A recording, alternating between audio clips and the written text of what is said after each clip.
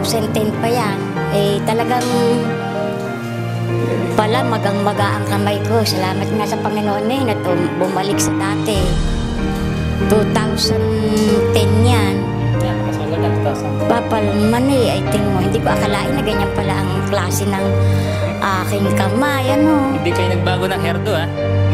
Oo, mas bagong gupit nga yan. Eh, Ano yan? pati tila yan, oh. Salamat po. Yes.